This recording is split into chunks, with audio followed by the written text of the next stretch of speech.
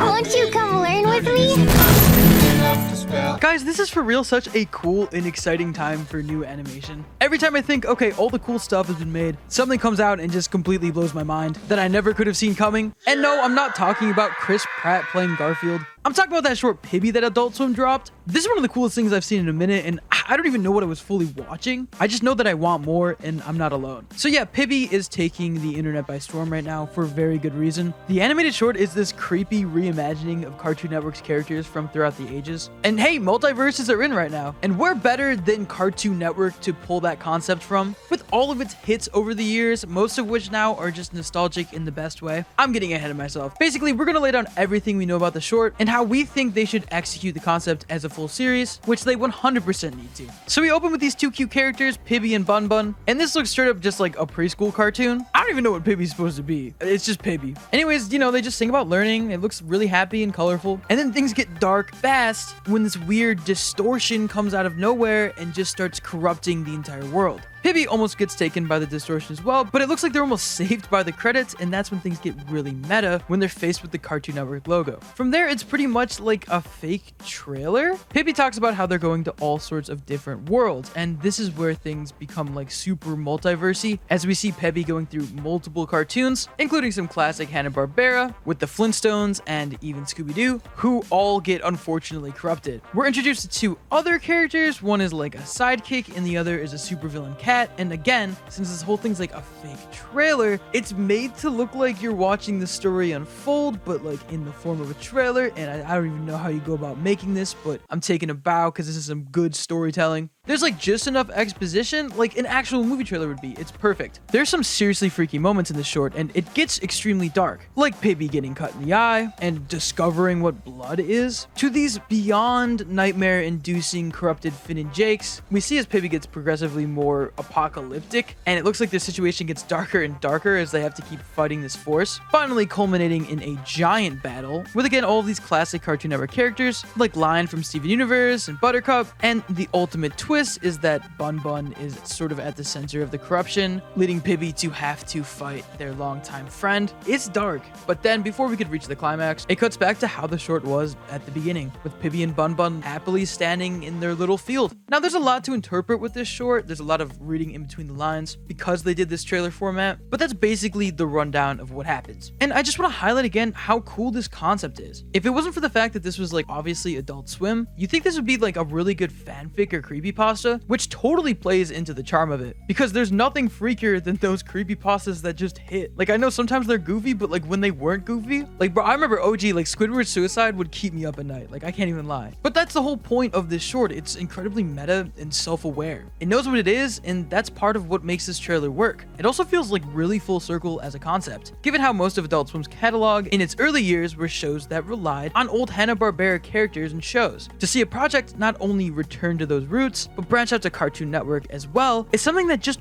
feels right. Like a natural progression. Something that Adult Swim should have done a long time ago. But hey, 2000s nostalgia is coming in hot lately, so I don't blame them for waiting. Also, anyone who grew up with practically any generation of Cartoon Network, from Ed, Edd and Eddy to Steven Universe, can invest themselves into the series just off the concept of, hey, watch these characters from your childhood become mindless zombies and get brutally slaughtered by a preschool protagonist. Now, to clear up some confusion, this is not a full series. This is just Adult Swim's Halloween short for the year. Like how last year we got Jack Stauber's masterpiece Opal. But it also is a proof of concept for a series that could happen. On Instagram, the creator referred to the short as the trailer for the show I created. Also, shout out to how terrifying this poster is. Gumball alone will keep me up for every night for the rest of my life. On top of all the hype that's happening on the internet, Jason DeMarco, longtime Cartoon Network and Adult Swim employee, responsible for the creation of Toonami and currently senior vice president of action and anime at Warner Media, you get it, this guy's a big deal, tweeted out the short, and when someone asked when the full series was coming out, he responded, "It doesn't. Just an online thing. ... Unless enough people like it." You're baiting us, bro. This is such a classic Adult Swim move, and they've always relied on fan reception to decide what they're going to do next, which is why they're so successful, I feel. And honestly, if they're trying to gauge whether or not enough people liked it, I think it's pretty obvious. With well over 1 million views, you can bet the interest is there. This thing is catching on as fast as Smiling Friends did, and of course that already has like a full season on the way. Now, there is a trademark for the Pibby title, but this is routine for Warner Media. A bunch of Cartoon Network and Adult Swim pilots can get trademarked but never see a full series come to fruition. So that's just kind of a misconception that's been floating around. Alleged character profiles have surfaced online for when they were casting for this short, which reveals some long-term plans for the series, given that it's all written from the perspective of a full season. Some Bible lore guide press kit pages were allegedly leaked on 4chan by someone who had apparently tried to audition for a voice role on the show. And in it we got some juicy, maybe official lore. One of the pages is the series description reading, "The cartoon worlds are under attack by an unknowable evil. When a cute preschool character's safe educational TV show is wrecked by evil, Pibby, our main character, has to escape to different animated programs and learn how to grow up, be a badass, and save the cartoon world from destruction. Along the way, she teams up with a cliche superhero sidekick, Beta Kid, and a classic Disney villain, Myra. Although none of them are traditional main character heroes, they have to learn to work together. Ultimately, Pibby fights the corrupted evil incarnation of her best friend and harnesses the power of darkness inside her to save the cartoon worlds from the apocalypse." And just looking at the photo attached, I just love the style of this already. The rest of the pages are just outlining the characters. Myra, of course, being modeled after a classic Disney villain, like an Ursula type character. She's rude, self-centered, and will backstab anyone to get ahead. She begrudgingly becomes companions with Pibby to help save the cartoon world. It goes on to outline how she ends up becoming a hero herself, describing her as the embodiment of why everyone loves bad guys. Beta Kid is described as the quintessential sidekick, all aw shucks and alliteration. He's a superhero in training and can't wait to get his powers. He's obsessed with becoming a superhero, but over the season he realizes that he never really wanted to be a superhero and was just doing it because it's what his mentor wanted. Danger actually really stresses him out. It goes on to describe him as sort of a Robin type character, which you can totally get just from looking at the costume. And finally we have Pibby and their progression over the series, starting as a cutesy preschool character, but by the end of the season she has become a hardened badass, describing Pibby as both a trope cartoon cute character while also showing more nuanced adult emotions, while staying the same character at her core throughout. Just reading the description for the show and the characters, you already get such a better idea than just from the trailer alone, and you can really see what they're going for with this series, which only makes me want it more. So yeah, this all sounds really exciting, but if and when Pibby gets the green light, what's the final product going to be like? Is this a concept that can run for multiple seasons? Sure, I think it can be developed as such, but the novelty would only go so far. I don't want to be on season 4 of Pibby and see them resort to bottom barrel characters like Mike, Lou, and Og just for shock value. That's just not gonna do it for me. Instead, I believe Pibby would work best as a limited series, just a season or 2, consisting of 10 or 20 episodes, concisely going through the arc of this lost girl in a multiverse of despair. And look, I'm no expert, but just from taking in the situation, seeing as it started out as a fake trailer and reading the description and seeing the characters, I think they would just make this a limited series anyways. Plus, this would prevent Pibby from overstaying its welcome. It would avoid running the corrupted cartoon characters concept into the ground, and in my opinion, result in a story that's the best it can be. Not having to worry about padding out the series with filler episodes, or even trying to continue the story past its originally intended ending, which again, this series looks incredibly laid out anyways. I mean, Pibby's arc is already drawn. Pibby's crew and fans wouldn't have to worry about extreme long hiatuses or the show getting cancelled before the story is complete, like some other well-known adult animated series. So it seems like a limited series may be the best call in the long run, as Pibby could reach the status of a Halloween classic, like other animated specials and limited series, like Over the Garden Wall, Scary Godmother, and those Scooby-Doo movies that are still scary to me, like Zombie Island, or the one with John Cena. Imagine every year getting the squad together, having some snacks, and just binging some Pibby. It's a nice future. However, the response online has been overwhelming. So if this gets like a big concept full series, I wouldn't complain either. The bottom line is we all just want to see this show getting made. Just looking at the comments or on Twitter or just anywhere in the realm of cartoons, everybody wants to see this as a full series. That being said, guys, I'd love to know what you guys think of this short. Do you want to see a full series? Did you like it? Did it freak you out? Are you going to be unable to sleep with the lights off for the next 20 days? Is that just me? Special thanks to JANKYBONES for the thumbnail for this video. You can follow them on Twitter and Instagram at BoneJanky or JANKYBONES on Tumblr, and definitely go subscribe to their YouTube channel. Super talented artist. That being said, guys, I'm Retro Nemo. These are my thoughts on Pibby, and I'll see you next time. Peace.